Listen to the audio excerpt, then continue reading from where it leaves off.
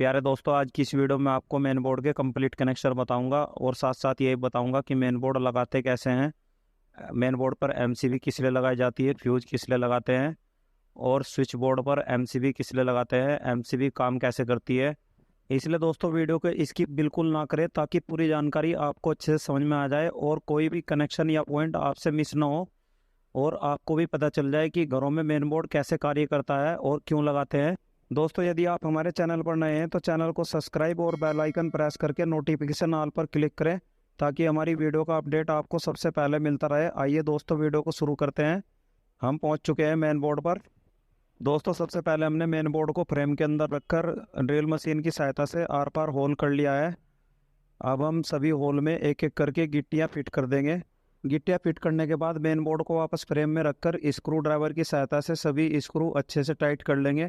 अब हमारा main board अच्छी तरह से फिट हो चुका है। अब हम एमसीबी बॉक्स के दोनों पेंच खोलकर इसका ढक्कन उतारकर एक साइड रख देंगे और एमसीबी बॉक्स को मेन बोर्ड के ऊपर स्क्रू ड्राइवर की सहायता से स्क्रू लगाकर अच्छे से फिट कर देंगे।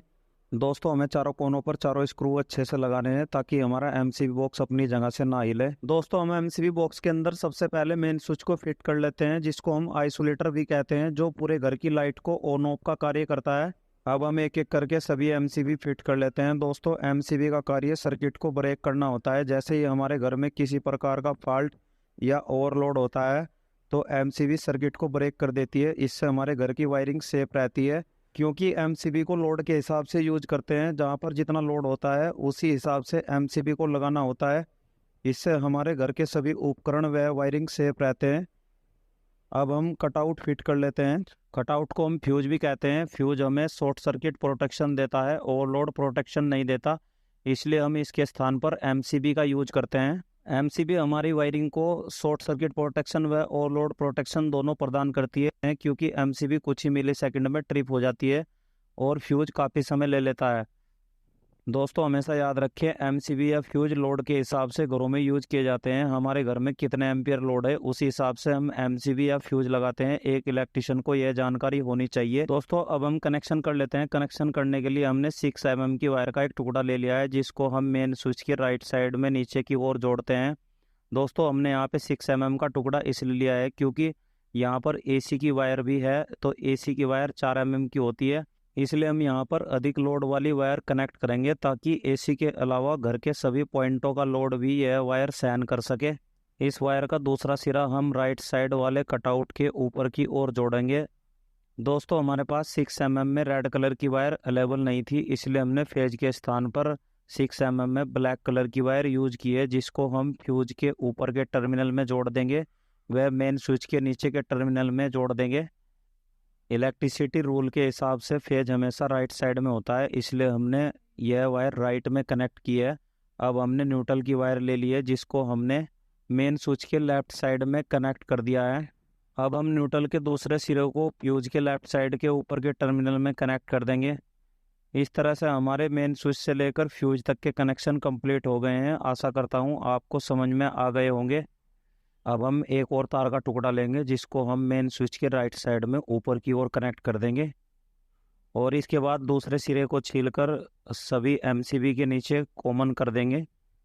दोस्तों, क्या होता है कि इसके साथ में एक पत्ती आती है और ये पत्ती हम नीचे की ओर कॉमन करने के लिए कनेक्ट करते हैं, लेकिन कभी कभी क्या होता है, एमसीबी बॉक्स अलग कंपनी का और एमसीबी अलग कंपनी होने के कारण ये पत्ती अपनी जगह पर सेट नहीं हो पाती। हमने इसको सेट करने की कोशिश की थी, लेकिन इनमें खांचे आते हैं जो कि अपनी जगह पर फिट नहीं हो पाते। दोस्तों, इसलिए हम इसके स्थान पर छोटे छोटे वायर के टुकड़े आपस में एक दूसरे के साथ जोड़कर इस तरह से कनेक्ट कर देंगे। अब जो मेन स्विच के ऊपर की ओर से वायर आई है उसको हम एमसीबी के सभी वायर के साथ में जोड़कर अच्छे से कनेक्ट कर देंगे। दोस्तों, कोई भी कनेक्शन हमारा लूज नहीं होना चाहिए, नहीं तो उससे लूज स्पार्किंग होती है। इसके बाद हम न्यूट्रल के कनेक्शन करेंगे। न्यूट्रल कनेक्शन करने के लिए हम एक वायर का टुकड़ा लेंगे, जिसको मेन स्विच के लेफ्ट साइड में जोड़ देंगे और इसका दूसरा सिरा न्यूट्रल पॉइंट में जोड़ देंगे। दोस्तों, एमसीबी बॉक्स के अंदर एक एक्स्ट्रा न्यूट्रल पॉइंट होता है जहां पर हम सभी न्यूट्रल के कनेक्शन करते हैं। दोस्तों, अब हम न्यूट्रल के कनेक्शन कर लेते हैं। न्यूट्रल के कनेक्शन करने के लिए हम ब्लैक कलर की वायर यूज करते हैं। मैंने पिछली वीडियो में बताया था कि किस कलर की वायर कहाँ यूज होती है। एसी के लिए कितने mm की वायर यूज करते हैं, घरों की वायरिंग के लिए कितने mm की वायर यूज करते हैं।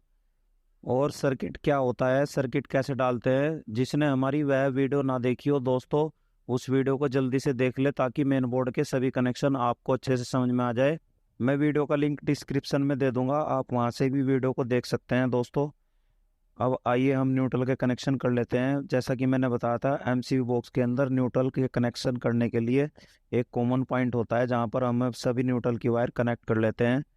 अब हमारे न्यूट्रल के सभी कनेक्शन कंप्लीट हो गए हैं दोस्तों। अब हम इन्वर्टर की वायर को टेपिंग करके अलग कर लेते हैं दोस्तों। दोस्तों हम इन्वर्टर की वायर को मेन बोर्ड तक इसलिए डालते हैं क्योंकि जब सेकंड मंजिल तैयार होती है तो इन्वर्टर के कनेक्शन इसी मेन बोर्ड से ऊपर के लिए दिए जा सकें। अब हमारे पास रेड कलर की वायर बची है जिसमें 3 सर्किट एसी के हैं।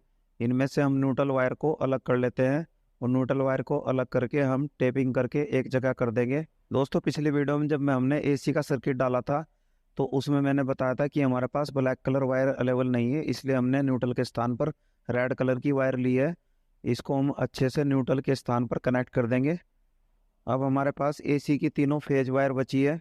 दोस्तों एसी का स्विच ऑन ऑफ करने के लिए हमने एमसीबी को स्विच बोर्ड पर ही लगा दिया है रूम के अंदर, इसलिए हमें मेन बोर्ड पर एमसीबी लगाने की ज़रूरत नहीं है। अब हम एसी की तीनों वायर को मेन स्विच के ऊपर राइट साइड में अच्छे से कनेक्ट कर देंगे ताकि सप्लाई उस एमसीबी तक पहुंच जाए जो हमने रूम के अंदर एसी के लिए लगाई है। अब हमारे पास जितनी रेड कलर की वायर बची है उनको हमें एक एक करके सभी एमसीबी में ऊपर की ओर कनेक्ट कर देंगे क्योंकि ये हमारी रूम से आने वाली डायरेक्ट वायर है जिसको हम सर्किट कहते हैं। अब हम इनको एमसीबी में जोड़कर फेस की सप्लाई देंगे जिनको हम फेस वायर कहते हैं। जिस रूम की हम जितनी वायर मेन बोर्ड तक डालते हैं उतने ही सर्किट बनते हैं जिनकी हम अलग अलग एमसीबी लगाते हैं। दोस्तों इसी को सर्किट कहते हैं। इससे क्या होता है, जब हमारे घर में किसी प्रकार का इलेक्ट्रिकल शॉर्ट सर्किट होता है तो उस कंडीशन में केवल वही एमसीबी ट्रिप होती है जिस रूम में किसी प्रकार का शॉर्ट सर्किट हुआ है। दोस्तों ये एमसीबी का सबसे बड़ा फायदा होता है क्योंकि एमसीबी कुछ ही मिली सेकंड से भी कम समय में हमारे सर्किट को ब्रेक कर देती है, जो हमारे घर की वायरिंग व उपकरणों को सुरक्षा प्रदान करती है। इसलिए एमसीबी का यूज सबसे अधिक किया जाता है। दोस्तों अब हमारे सभी कनेक्शन कंप्लीट हो चुके हैं। दोस्तों हमने यह वायर बाहर की तरफ इसलिए लिए हैं ताकि आपको सभी कनेक्शन अच्छी तरीके से साफ सुथरे तरीके से समझ में आ जाए और कोई भी कनेक्शन आपसे ना छूटे। अब हमारे सभी कनेक्शन कंप्लीट हो चुके हैं, इसलिए हम एमसीबी बॉक्स के कवर को फिट कर लेते हैं। दोस्तों जो साइड में कटआउट लगे हैं उनमें मेन केबल का कनेक्शन होगा जो कि मीटर से वायर आएगी। दोस्तों अभी हमारे पास यहाँ पर मीटर की वायर अवेलेबल नहीं है, इसलिए हम ये कनेक्शन आपको नहीं दिखा पाए और लास्ट में मैं आपको वीडियो के एंड में दिखा दूंगा। दोस्तों यहाँ पर अभी मेन केबल डलेगी जो खंबे से मीटर तक और मीटर से कटआउट तक आएगी, जिसके कनेक्शन लेफ्ट साइड में न्यूट्रल के जोड़े जाएंगे और राइट साइड में फेस के। अभी हमारा मेन बोर्ड कंप्लीट हो गया है, ओनली मीटर से आने वाली सप्लाई जोड़नी बाकी है। दोस्तों मीटर से आने वाली सप्लाई मेन बोर्ड तक आ चुकी है जो हमने कनेक्ट कर दी है। दोस्तों किसी कारणवश मैं आपको वीडियो नहीं दिखा पाया, इसलिए क्षमा चाहता हूँ। दोस्तों हमने कटआउट के नीचे की ओर लेफ्ट साइड में न्यूट्रल और राइट साइड में फेस को कनेक्ट कर दिया है, जो सप्लाई मेन केबल से हमारी कटआउट तक आ चुकी है। अब जो हमारे पास कटआउट के कवर रखे हैं उनमें हम 0.5 mm तक की वायर को जोड़कर कटआउट के कवर में लगा देंगे और उसके बाद कटआउट के कवर को कटआउट के ऊपर कनेक्ट कर देंगे। दोस्तों हमारा मेन बोर्ड का कार्य कंप्लीट हो चुका है और हमने लाइन को चालू कर दिया है। आइए एक बार देख लेते हैं। दोस्तों यहाँ पर हमने मेन बोर्ड लगाया है जो कि जीने के नीचे एक साइड में आ जाता है और इधर हमारा स्विच बोर्ड लगाया है जो कि एंकर बाय पैनासोनिक कंपनी का है। दोस्तों एंकर बाय पैनासोनिक का स्विच बोर्ड देखने में भी बहुत प्यारा है और मार्केट में आसानी से हर इलेक्ट्रिकल शॉप पर नॉर्मल रेट में अवेलेबल है और इसकी लाइफ भी बहुत अच्छी है क्योंकि मैं काफ़ी सालों से इसको लोगों घरों में यूज कर रहा हूँ। इसलिए दोस्तों मैं आपको भी सलाह देता हूँ अपने घर में एंकर बाय पैनासोनिक कंपनी के सभी प्रोडक्ट यूज करें क्योंकि दोस्तों ये बड़ी आसानी से हर इलेक्ट्रिकल शॉप पे मिल जाते हैं। और दोस्तों सबसे बड़ा फ़ायदा हमें ये होता है, यदि हम अपने घर में एसी लगाना चाहते हैं तो एसी के लिए हमें एमसीबी मेन बोर्ड पर लगाने की ज़रूरत नहीं होती।